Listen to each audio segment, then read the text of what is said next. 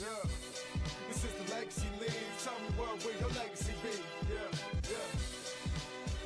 The first Legacy League season in Massachusetts is in the books. Well, the regular season. We have playoffs coming up. All 6 teams will make it. Our top 2 teams will get a bye. And that second bye spot, the second seed, was up for grabs coming into week 8. We settled that at 8 o'clock. And then that kind of left the Mob there to close out the regular season against the Party Crashers, which is where we'll start. But they were playing for the 3 seed at that point. Which then kind of impacts which side of the bracket they're on after a very good year by them. And they do take care of the Party Crashers. But let's preview week 8. Danny and John standing by. And then we're going to preview the playoff bracket. That'll be online by the time you're watching this. And we're going to have them make some picks. We're going to play our famous one-word game so they can be nervous and get ready for that as we do some preview. But first, we're going to break down the games like we always do. And let's start with the closest game I lied. We're starting with the game that decided the 2 seed. Sorry, so we're going to kind of go in order here. The 8 o'clock game, the RI Wave do take care of DTMB for the second time this season and get the bye. All right, like I talked about, 105-90, the RI Wave actually had some subs. They actually were able to kind of put some things together here, led by Del Butler's 29-9. Shaq Ardrey also with 24 to help lead the RI Wave to the win. At that point, with a win, the RI Wave knew they had beaten DTMB twice. They would have the tiebreaker and beat the Mob in overtime, if you remember. So if they had won, they kind of controlled it. DTMB needed a win and then some help to get that 2 seed, but was still in play for it as all teams came in. Those 3 teams came in at 4-3. It is the RI Wave getting the 2 seed and the bye to the semifinals. Let's go to Danny first, talking about this one and what the RI Wave did well to take care of a DTMB team that, let me give you the stats really quick. Ethan Austin, 37, and Cole Sullivan with 30. So those 2 really helped lead the way. Terrence Gallo, walked in the gym and immediately is flying around. It's like, where did he come from is really the reaction we had. And we know Terrence, who's played in Legacy Leagues in Rhode Island as well. But Danny, in this one for the Wave, what did they do well? Yeah, I was going to say, I don't know why you're surprised that Terrence Gallo was flying around. He does it every week. But, I mean, the main thing I think RI Wave did well was call up Del Butler. I mean, his impact was noticeable. Just running high lows, basically. And DTMB is a shorter team. They're a free agent team, but no excuses this late in the season. But being able to post up Del Butler every time they got into a set offense, you saw either led to open threes or he just physically outmatched his defender and was able to get and ones or easy layups. So, definitely the addition of Del Butler was a great call to get ready for the playoffs here. Yeah, and we saw Del Butler a couple times previously, but, really work. that's a scheduling conflict. But with the playoffs and a bye, that helps. And speaking for the RI Wave, we expect the full crew, especially in the semifinals against the 3 or the 6 seed, which will be the Mob or the Immortals, which is one of the teams that actually beat the RI Wave, the Immortals, if we kind of bring this full circle. So we'll get to how that took care of itself and how the Mob got the 3 seed in a second. John, DTMB, 2 players went for 30. They were able to kind of scratch and claw, and I believe it was tied or they had a lead in the second quarter. I know for sure. I'm not too sure about the third quarter. I think it was always kind of in that single-digit range, but never really out of it. And, a couple plays here and there, the presence down low was big, but, what impressed you about DTMB? And then you can kind of go into the Wave as well, John, but a good performance from DTMB. Yeah, I mean, as always, Ethan Austin, he scored 37 points. And even against such a big team like RI Wave, especially with adding Del Butler, well, I mean, he was always on the roster, but, this is the first game we really saw him play, and he was dominant. But DTMB, keeping up with such a big team is tough. They played constant offense. I saw Cole Sullivan really come out this game. He was raining down threes. So, I mean, obviously with Terrence Gallo, he had some big dunks. But really, I was more impressed with their offense. As always, locking down Del Butler is one thing, but being consistent and getting those shots down is something that is really hard to do, especially against a big team. So I give that props to DTMB for that. And with the loss, DTMB, was waiting to see the result from the Mob, and we're going to get to that game against the Party Crashers in Week 8 in a second. They then knew it was up to the Mob, because if the Mob were to win, which they did, DTMB fell to the Mob in Week 5. So there's your tiebreaker. DTMB is the 4 seed in the playoffs and will take on the 5th seeded Party Crashers on Wednesday night in the quarterfinals in that 4-5 matchup. So that'll be a good one. I already talked to Cade earlier today, but we're going to get to the Party Crashers in a second. But he's like, we played DTMB. He said Week 1. Yeah, DTMB Party Crashers. I think they played a couple times possibly, but definitely Week 1. And he's like, we are ready for them again. They are excited. The Party Crashers are for that matchup. So that makes me excited for it. But RI Wave, the 2 seed, they'll wait the winner of the 3-6. DTMB, the 4 seed, and we'll take on the 5th seeded Party Crashers. Let's get to the Mob, who then played after DTMB and RI Wave and kind of knew the 2 seed was out of the picture at that point, but was still playing for the 3 seed, and they took care of business. 74-64. It is the Mob taking care of the Party Crashers. The Party Crashers actually won the 3rd and 4th quarters after losing the 2nd quarter 21-5. So I admittedly did not see too much of this one. Let's go back to John. What happened? Let's start with the 2nd quarter. Let's go in order here. 2nd quarter, Mob, huge quarter for them. What happened? When it comes to the Mob, they're obviously amazing on offense, and Sebastian Delone really took off during the first half, and we saw that with the Mob. They created a big lead in the first half. And they were locking down most of their players, but Kevin Flynn was leading strong for the Party Crashers, and they were able to isolate him. They were double teaming him, making sure that he was not getting as many open shots as he was, because he was on fire this game. He had 47 points. So that was their big to do. They had to lock down Kevin Flynn, and from there, they were able to really keep him from scoring high in the first half. But, and obviously also Kevin Flynn taking that big fall, either in the end of the first quarter or the start of the 2nd quarter. I can't remember. But, they started to slow down after that. He was still trying to get back from that little injury. So they were able to capitalize on that and get a big lead. And the Party Crashers won the 2nd half. They, if we just cut the game in half, and that's not how this works. So we'll go to Danny and kind of what the Party Crashers did well there in a second. But Kevin Flynn, 47 and 9 made threes. So when he's hitting threes on top of everything else he does so well, that helps that team go. Sebastian Delone, 35 and 19. Daquan Durham, 17 and 9 for the Mob. So those two really led the way, but only 6 of 20 from 3 for the Mob. And I'm assuming, and I'll go to Danny here, in that 2nd half, it was some threes by the Party Crashers just based on the amount that they made in this game. What else in that 2nd half kind of helped them get it back to a 10-point game? And you can tell me, because I'm honestly asking, was it ever closer than 10, or was this one of those where it was kind of like 15, 16, 17, 18, and then at the end, we look up, it's a 10-point game, but it was never really a 10-point game. So what happened in the 2nd half? Yeah, so look, with 2 minutes left, it was at 16. And you see Mob kind of messing around at that point a little bit. Obviously, they're not going to hand the game away, but all of a sudden the threes get deeper, the ball gets a little looser, some more turnovers happen, and the Party Crashers, they can shoot the ball at times. And with Kevin Flynn and with some of the wings around him, good catch and shoot players. So they hit a couple threes, they go to the line a couple times.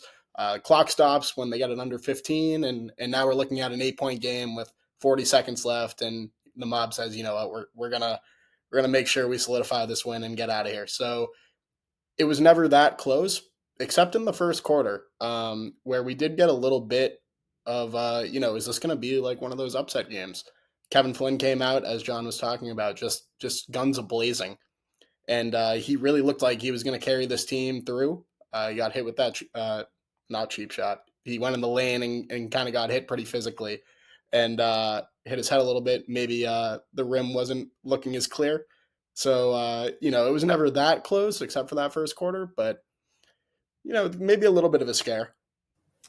And the Party Crashers will look to build on that. So, regardless, a good second half by them. And we talked about it as the 5 seed get DTMB in a game that I will make you two pick a winner because I'm interested to see who you guys pick in that one. We'll preview that in a second, but both of those teams, I like that matchup. I'm excited. And then the Mob with the win, get ready to take on the Immortals, the 3-6. Let's get to that last game of Week 8, and then it's almost time for the one-word game. I'm very excited. But first, the Reapers cap it off and finish the regular season undefeated. 8-0, the Reapers, undefeated, 71-56 win over the Immortals. This one also, not, ever a super blowout. I mean, both teams were fighting kind of the whole time. In this one, it is Kevin Views, 32 points and 4 threes. Jay Sean Edwards, 14 and 9. And Josh Mani Castro, 13 and 9 for the Reapers. Really those three. Keandre Henderson, too, has had his moments. But I think it's those first three that I talked about kind of really being the leaders for the Reapers kind of as we look at some of these potential playoff matchups for them as they have a bye and wait to take on the winner of that 4-5 matchup that we'll preview in a second. For the Immortals, Casey Key, 25 and 9. He's been super effective for them. Kyle Wolf with 14. And Freddie Milligan, 4 points, 2 of 12, and 0 of 6 from 3. So, I would expect him in the playoffs. He's had a really good season, and that I wouldn't expect 2 of 12 from him. I think a lot of that goes to the Reapers and kind of how they play and how they've played all year. We'll go to Danny first on this one. You can go whichever way you like, but the Reapers, mucked this game up as they do, and it's a good thing. That's not a negative thing. That's how they play, and that's how they're able to win and make it to 8-0. Yeah, Joey, I just want to point everybody's eyes to the second quarter there. If we're in a universe where that second quarter doesn't exist, which was a 20-6 quarter in favor of the Reapers, this is a 1-point win for the Reapers still, but a 1-point win nonetheless. And I think if you want to take a half-glass full approach for the Reapers here, it just shows that they have the ability to kind of turn it on when they need to, which at times has been teams' fault, like the other, RI Wave, which I know is your team, and the Mob at times. You see them at times not be able to put it into the next gear. And the Reapers just have that ability to be like, okay, pedal to the metal. We're going to just give this team no hope. And so when that second half, comes along, this looks like a blowout. It was a close second half, but they're able to kind of push it enough when they need to, so they don't even really have to worry about it.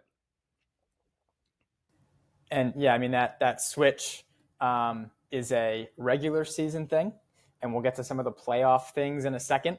Your guys' first playoffs, a lot of the players in this league, their first time in the playoffs, it's still basketball. So I'm not trying to be like the playoffs are different.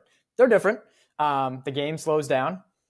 You will hear me say that from here until the end of the season. So it is different, but that doesn't mean that it's so different that this team's now going to beat this team. And the Reapers have played basketball before, right? So that's not my point. But I expect those lapses to not occur as frequently or at all for all of those teams you talked about, right? The Reapers, sure. The Mob, the Wave. I mean, every team. It's one and done, right? And so those can't happen if you're expecting to win a playoff game in this league where, from 1 to 6, we've talked about it. Like, we saw the Immortals beat the RI Wave, right? Yeah. So, you got to bring it, especially in the playoffs. John, the Reapers cap it off. Kevin Views, another big game. But he always has help. And I think it kind of rotates is what I'm getting at too. But in this one, Jay Sean Edwards has been consistent. That's not what I'm getting at. But he had a big game in this one against the Immortals. Yeah, I mean, the Reapers around Kevin Views, they all have parts to play, and they could be changed out anytime, and it would make no difference. Everybody on their team has got almost, it seems like endless energy, especially with Josh Mani Castro. He's talking the entire game, and he's running up and down the court. He's getting steals. Speaking of that, they had 18 steals that game. They were forcing steals, forcing turnovers. They're in your face the entire game, and they're able to capitalize off that. Even if the Immortals played a pretty good game, but they start to get tired, and the Reapers pounce on that, and they force turnovers, and they're everybody on their team Reapers are kind of like a hive mind. They have the same idea. They know what they're looking for. They know what plays to do. They know what who's best at what. So they're able to capitalize off that and really win this game. And so it is the Reapers securing the 1 seed, the RI Wave, like we talked about, getting the 2 seed. And we'll get to that playoff preview in a second. Just while we're on the Reapers, and again, stats, I was surprised to see this. The Reapers have the least defensive rebounds as a team in the league. So I don't know I'm still confused on what that means. I don't know. I'll just leave that there. They have the least amount of defensive rebounds in the league to date and are 8-0. So again, I can't figure out if the teams shoot well against them. No, because they play really good defense. I don't know. I'm just going to leave that there. Let's get to the playoffs. And it is on Wednesday, August 7th, starting at 7 o'clock. It is the 4-seeded DTMB and the 5th-seeded Party Crashers. All right, one-word game first. Here's how it works. You guys are both going to pick a winner, and then you get to give one word as to why you pick that winner. That's it. It's very complicated, as you can tell. But it's fun because you can't use the same word. And we'll see how you guys are at this. All right. So we'll start with that one. John just looks ready. So we're going to John first. DTMB versus the Party Crashers. All right. Who you got winning that matchup? DTMB. Okay. All right. So there you go. And John, what's your one word? This is tough. I'm gonna say relentless. Okay. There, I like it. All right. And we will come back around to both of these matchups. You guys can each pick one and give your soliloquy about, an X factor is what we'll do. So Danny, who's winning this one for you, DTMB Party Crashers? Yeah, I'm going to go DTMB as well. Okay. One word. Yep. If my grammar is correct, pretty sure backcourt is one word. So I'm going to go with backcourt.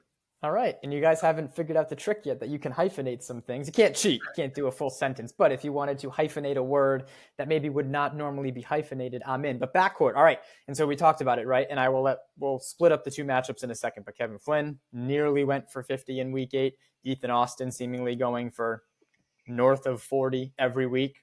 You guys said it, not I. He had 37 this week. Seems like a win, even though it's still 37 points. So both of those guys will have to have big games for their teams to advance. All right, let's get to the other quarterfinal matchup. The 3rd-seeded Mob and 6th-seed Immortals. Back to Danny. So who do you have winning this one? Yeah, give me the Mob here. Okay, and your one word? I go with size. Okay, that is also, besides slower pace, size normally in these playoff matchups shows up and affects the outcome. John, who you got in this one? I'm also going to go with the Mob. And it looks like Danny stole your word, which he did, but I have another word. Okay. My word is energy. Okay. That's where, great job. You guys didn't repeat. I love it. You should have, you can imagine the things I have seen doing the one-word game and putting people on the spot over the years. So very good job. You guys both passed. All right. Let's, since John, Danny stole your word, we'll start with you and the Mob. Okay. Mob Immortals. Again, you can have this one. Danny will take the other one. Who's your X Factor player in this game? And then why did you pick the Mob to win? My X Factor player, I think it's going to be kind of tough for the Mob because they've got great players, but, I obviously have to go with Sebastian Delon. I think that's a lock for an X Factor player.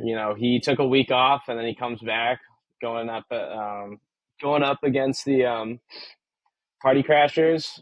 It was not like he left. He put up 35 points. He was unstoppable throughout that game. And having to do the interview with him before after the game, it was clear, he was locked in for the playoffs. So that's why I got to go for my X Factor player. All right, so a vote there for the mob. Well, they both picked the mob. And Danny, in that other one, DTMB and Party Crashers, your X Factor player and why? Yeah, give me Cole Sullivan as my X Factor player. I think Ethan Austin, I kind of look at as a constant here. We know what Ethan Austin's going to do on the other side. We know what Kevin Flynn's going to do. I went with backcourt because it takes two to tango. And Ethan Austin's partner in crime in that backcourt, Cole Sullivan, they're both extremely talented. And I think at times the flashiness of Ethan can kind of overshadow what Cole's been doing. But man, he showed out last night and shot the lights out. So I think if they both show up, I mean, they're going to be tough to beat. You're going to have to kind of overwhelm them physically and with size because any given night, they can beat you with just pure shooting. 5 made threes for Cole Sullivan in week 8 and 7 for the team, DTMB, in week 8. So there you go. Cole Sullivan, yeah, shot it very well and has been shooting it well recently. This is again, and I sound like I'm, old man here on his porch, but this is what happens, right? 6, 7, 8 games in, people get more familiar. So it's perfect timing with the playoffs here for a lot of these teams. All right. You guys have the bracket. You can see it on social media at legacy_leagues by the time you are watching this. We'll do John first. Your finals matchup, so 2 teams in the finals, and then who you have winning and why. Oh, I know the answer you want me to say. There is no wrong answer. If you would like to be wrong, then you pick whoever you want. No. And it's going to be a very fun playoffs. But yeah, go ahead. Who you got? This is a tough one because Reapers are undefeated, but there are so many teams here that I could just say can make a run. They all have the potential to do it, but I'm gonna have to go with the mob. I think the mob are gonna be in the finals, and I think it's gonna be Reapers. All right, so it's Reapers over mob.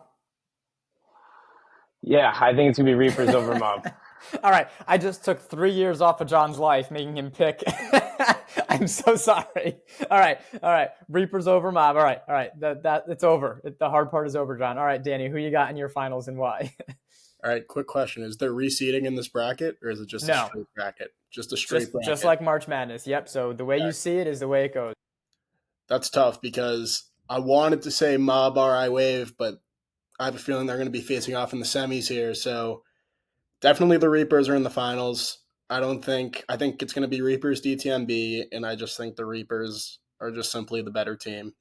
RI Wave Mob is tough because I just think it's whoever shows up. I want to go with MVP. Okay, do this. Yeah.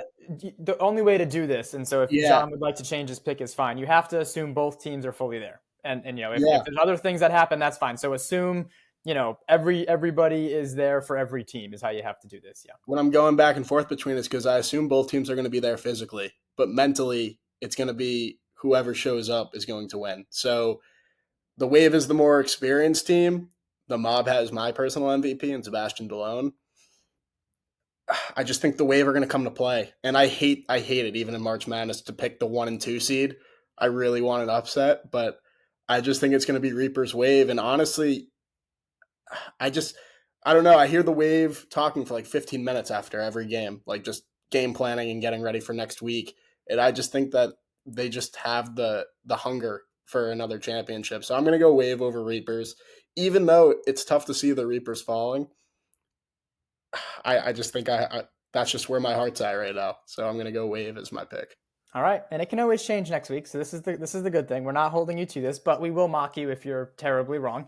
So that's okay. That's all right. Yeah, I mean, from what I've seen, right, and we'll kind of get out of here on this, but I made him make picks. I love it. This is the fun stuff, right? The games are going to slow down.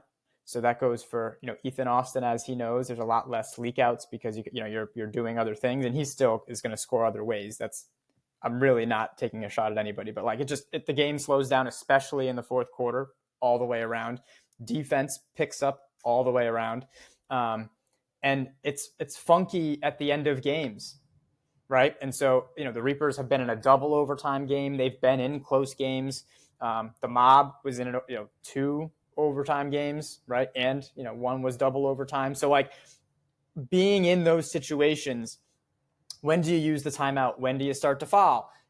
Sure, it's not going to be the difference, maybe. It might be. But that experience usually has an impact. Doesn't mean someone's going to win or lose, but we see that mattering. And again, one of these teams in this league has played in however many games, so they have experience too. I like my team's chances. My saying in Rhode Island is I'd hate to play the halfway crook, so I don't want to steal that for this one. But, despite everything that's happened to the RI Wave, we were going to be a very different team roster-wise. Injuries changed that. And so, luckily we were able to kind of adjust and still get some time together before the playoffs. And, we don't ever want anyone to get hurt. The Reapers have been at full strength, and we don't want injuries on anybody, but they've been at full strength. The Mob have had their crew, and they've played the season together. DTMB is building chemistry. Like, that's what this comes down to. So I'm not making a pick. That's not how this works. You guys can't put me on the spot, but playoff basketball starts next week. And it'll all be on YouTube to watch the full game afterwards, as well as our post-game show next week, breaking down those quarterfinal matchups as we get ready for the semifinals the following week. And then the finals will be on, and the full schedule is on the website, but the finals on August 21st at 8 p.m. in Norfolk. John and Danny, good job. You guys made your picks. One of them really sold it, but took the opportunity to suck up. And so, it never fails when I fill in for Owen. You got to take advantage of that opportunity, John, and the theatrics by Danny to be like, oh, it's such a hard choice. It wasn't that hard. Good job, guys, making picks. And everybody, thanks for watching, and we'll see you in the playoffs on Wednesday night.